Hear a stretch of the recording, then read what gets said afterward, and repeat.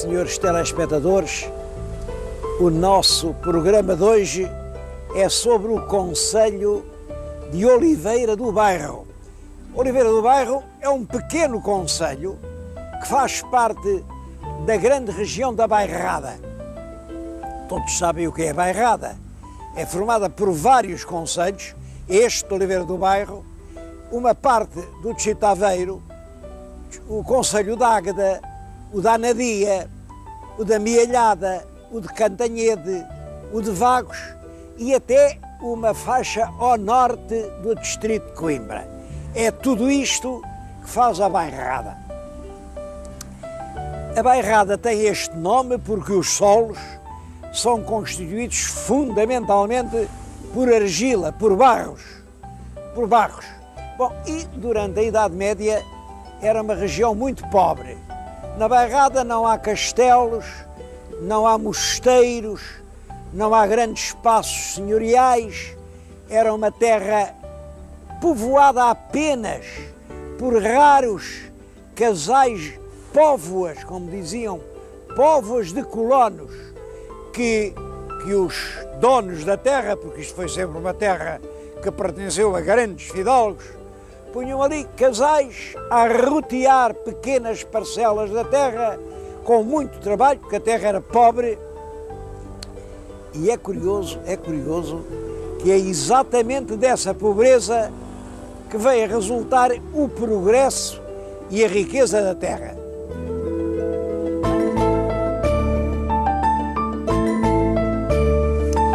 A história aqui de Oliveira do Bairro nunca foi escrita, mas penso que nas suas linhas gerais é a seguinte: nos séculos X, XI, XII, isto é uma região litoral, fica perto do mar e está sujeito aos ataques flagelantes dos normandos. Os normandos andaram aqui muito por estas zonas. Olha, ainda hoje há zonas do litoral onde predomina um tipo loiro que suponho que tem essa origem. Não só dos normandos, também dos sarracenos. Eram terras de violência. É por isso que não se instala aqui sequer um mosteiro. Bom, mas pelo século XIII, XIV, começa a prosperar o cultivo da oliveira. Isto chama-se oliveira, e a palavra olivária, que é como aparece, ou ulvária, não significa uma oliveira, significa um conjunto de oliveiras. Começa a prosperar a oliveira e a vinha, que eram produtos que se exportavam. Quer dizer, as pobres famílias que se tinham instalado aqui nos vales, junto dos rios, agora já tinham essa nova riqueza. Azeite e vinho eram os produtos da exportação portuguesa.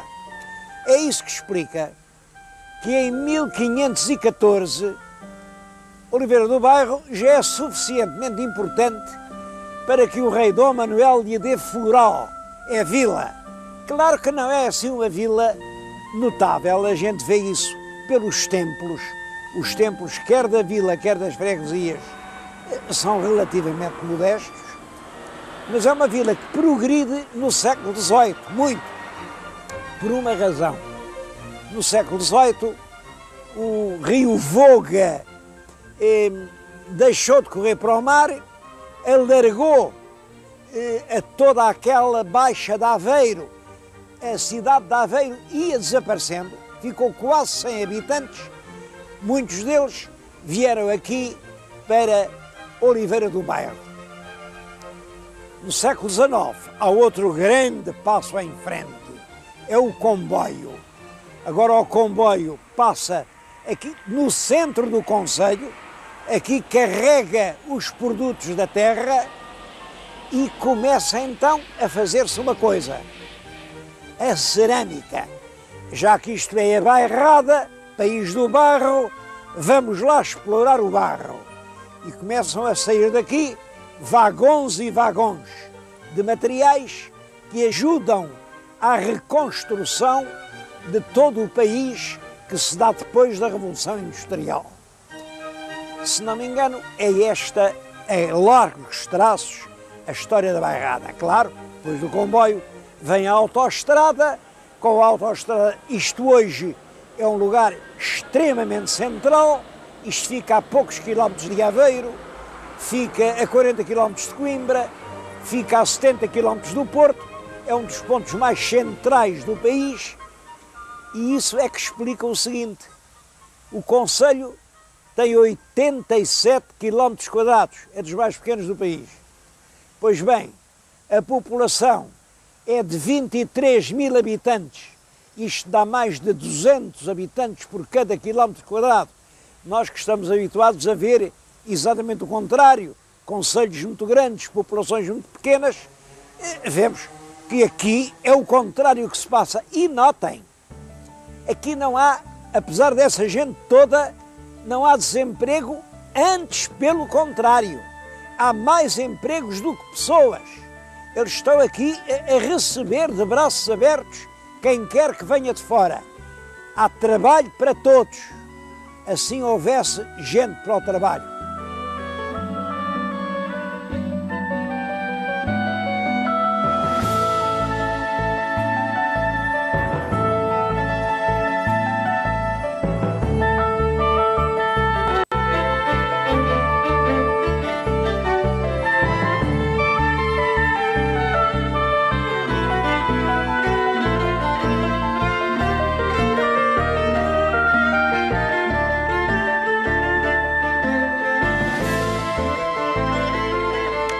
Na história moderna quer dizer depois do comboio, de Oliveira do Bairro, há duas grandes realidades.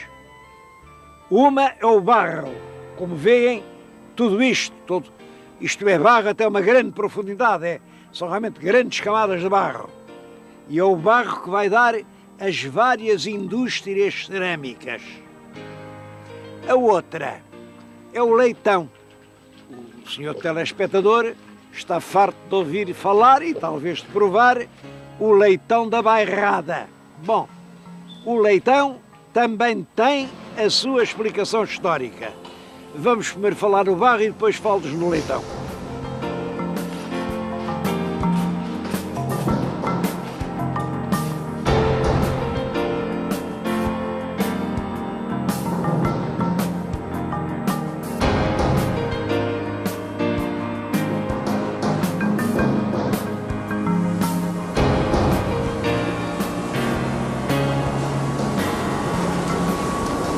O barro vem da barreira e depois sofre várias operações. Tem que ser moído, é misturado, porque só se obtém uma massa de tijolo vigorosa com mistura de vários barros, depois é laminado, finalmente faz-se o tijolo depois é enxugado, arrefecido. Devo dizer que aqui, nesta região da Bairrada, há numerosas fábricas que trabalham com base do barro e a produção por dia é de cerca de 1 milhão de peças. 1 milhão dá quase para construir uma cidade.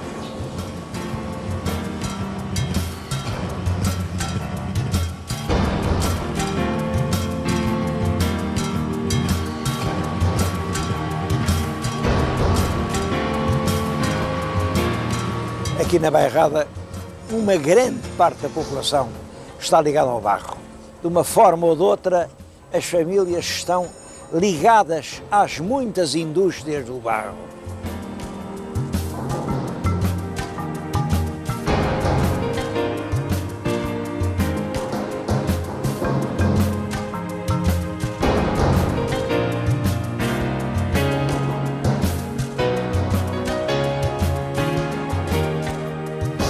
Um outro patamar da arte cerâmica é o do mosaico.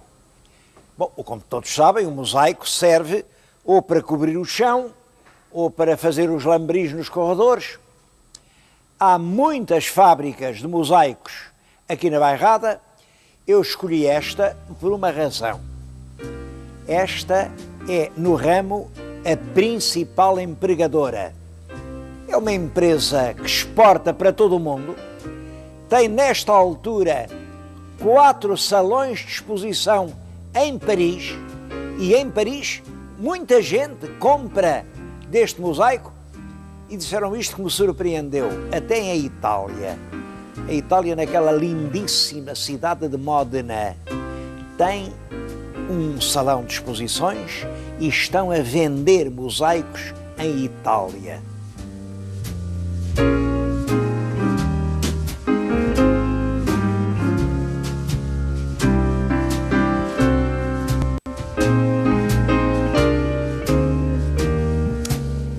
No país do barro, o primeiro degrau são as paredes de terra amassadas com água, simplesmente. O segundo é já o adobe com cal e com barro.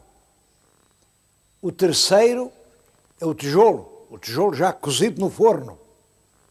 O quarto é já a cerâmica do mosaico, dos pavimentos, dos lambris.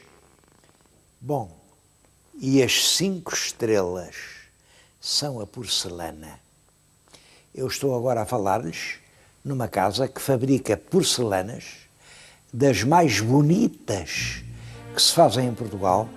Olhem, por exemplo, isto é o crioula, o bacalhoeiro, que está um bocado ligado à minha vida, porque eu já aqui fiz um dia uma viagem pelas praças portuguesas do norte da África. Bom, mas esta, reparem como isto é bonito. É um monograma, isto é um J, Joana, e isto é o F de Fernando. Aliás, tem os nomes aqui, Joana, Fernando. E pediram a todos os convidados que pusessem aqui os seus nomes. E depois tiveram esta ideia absolutamente encantadora. Pegar no prato autografado pelos convidados, mandarem fazer aqui uma edição e a todos ofereceram a lembrança do seu casamento. Reparem, isto é um prato americano, é português, claro, é feito aqui, mas é encomendado por uma firma americana. E aqui à volta tem um lindíssimo versículo do Corão. O versículo diz que, então, os roxinóis do paraíso cantaram nas árvores doces e santas melodias, proclamando nos céus um sincero amor a Deus. É o que está escrito aqui à volta. Bom, milhares destes pratos foram vendidos para os Estados Unidos. E dizem a verdade, os rocinóis de todo o mundo proclamam um santo amor a Deus. Isto é a caneca do Presidente Bush, o Presidente Bush pai. Está na biblioteca dele, uma peça igual a esta, e era por aqui que ele bebia o café.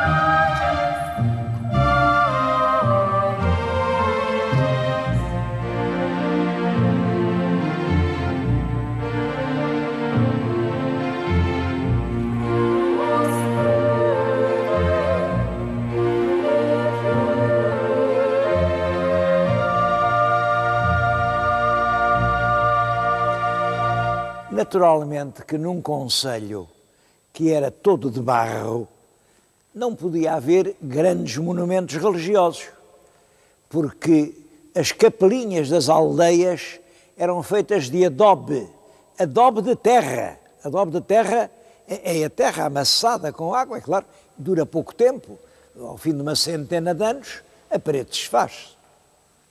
De maneira que não há grandes igrejas. Esta mesma em que lhe estou a falar, e que aparentemente é um grande templo, também foi feita de adobe. Foi inaugurada em 1901, como estamos no ano de 2001, está agora a fazer os seus 100 anos. 100 anos, e é espantoso como paredes de adobe desta altura se mantêm de pé. É a igreja da Oian, a matriz da Oiã, e há uma história bonita aqui para contar. Veem este altar magnífico, de talha do século XVII. Aqui as paredes estão revestidas de pintura, é uma pintura, enfim, regional, não se pode dizer que sejam obras-primas, mas é uma pintura interessante, também do século XVII. Pois bem, todo este conjunto veio de fora.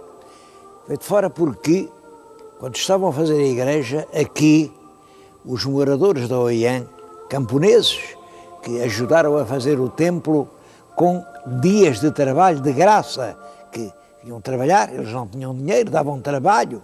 Bom, e uma noite, com 24 carros de bois, foram por essa serrania até Coimbra. Em Coimbra havia a igreja do convento de Santana. Estava abandonada, estava a cair de podre, aquilo não servia para nada, e eles foram lá, carregaram o altar-mor, que é aquele, carregaram os quadros, carregaram as imagens, carregaram até os cadeirais onde se sentavam as freiras, e tudo quanto se aproveitava foi aqui amorosamente montado. E hoje é uma das atrações do concelho de Oliveira do Bairro.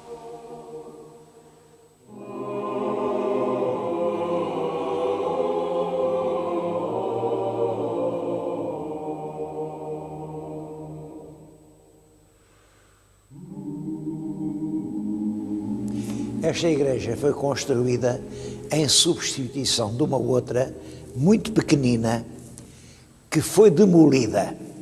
Foi demolida, mas todo o recheio foi cuidadosamente guardado aqui na Igreja Nova. Eu estou a ver uma parte desse recheio. Reparem, peças. Isto é um São Pedro dos princípios do século XVI. Um São Sebastião que também me parece quinhentista, é de pedra. Aqui estão figuras de presépio, figuras que ainda se inspiram um pouco nos presépios de Machado de Castro. Isto é uma belíssima imagem barroca, é uma peça muito boa. Bom, há aqui tesouros, e ainda bem que os conservaram e que vão agora fazer o Museu de Arte Sacra. Por agora, como veem, está em organização.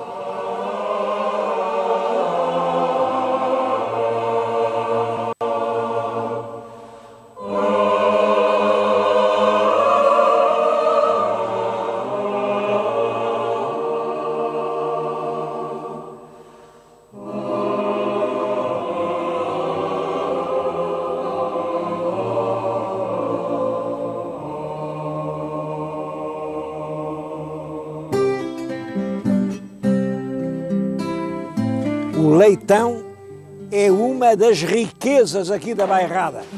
Toda a gente, quando vai de Lisboa ao Porto, ou de Porto a Lisboa, para na Bairrada, para provar o famoso leitão da Bairrada. Bom, ele às vezes já não é da Bairrada, hein? Porque tanto se consome, que mandam vir leitão de fora, e eu acho que o leitão que agora estão a comer já não é tão bom como o que eu comia ali há 50 anos. É uma coisa a ter atenção, é a qualidade. O verdadeiro leitão da Bairrada nasce aqui, é nestas quintas, nestes casais. Toda a gente tem alguns animais que sabem que uma marrã tem 2 ninhadas por ano e uma ninhada tem 10, 12, 13 leitõezinhos. De onde é que vem este costume do leitão da Bairrada? Eu nunca vi a explicação, portanto o que lhes vou dizer é o que eu penso, mas é pelo menos muito possível. Estas terras, que tinham donos, grandes fidalgos, eram afloradas, quer dizer, dadas à exploração, a casais de camponeses com a obrigação de pagarem todos os anos uma pensão. Era o foro, pagar o foro. E do foro fazia parte, quase sempre, uma coisa que aparece, o corazil, outras vezes o quadrazil, outras vezes o friame. Era um presunto. um presunto. Ora bem, uma família que para ter a sua terra tem que dar um presunto ao dono, tem de criar um porco. Mas já viram, para criar um porco é preciso ter a marrã, e a marrã não dá um porco por ano. Tem 2 ninhadas, se for a 10 cada um, são 20 pequenos animais. 20 pequenos animais, eu pensei que eles se alimentavam aqui com os produtos da terra. Eu próprio estou-lhes a falar diante de uma pilha de abóboras, que é uma das formas de alimentar estes bichos, mas é claro, não iam alimentar 20 animais. Comiam-nos enquanto eram pequenos. Aqui está como, para pagar o foro enfitêutico ao senhor feudal, o camponês introduziu um hábito alimentar que chegou aos nossos dias. O leitão da bairrada, e que é uma das grandes atrações da região. Bom, mas um animal que é inteiramente alimentado a leite tem um sabor enjoativo, sabe ao leite, enfim, e por isso, para lhe tirar esse sabor, metiam-lhe no interior uma pasta fortemente aromática. Aqui é formada só por pimenta, muita quantidade, alho moído e sal. Depois é cozido com uma linha, e é claro que isto, quando vai ao forno, vai cheio de pimenta, alho e sal, e portanto toda a carne do leitão fica impregnada desses sabores. Isto é muito curioso, reparem, esta receita que nasce da pobreza dos habitantes, dos casais destas terras quase desertas. Esta receita, que lhes permite comer o animal recém-nascido, vem a transformar-se com o tempo numa das coisas mais apreciadas do paladar português. O senhor telespectador talvez se interesse em saber que daqui, destes leitões, todos os anos veio uma encomenda para a Casa Real de Inglaterra.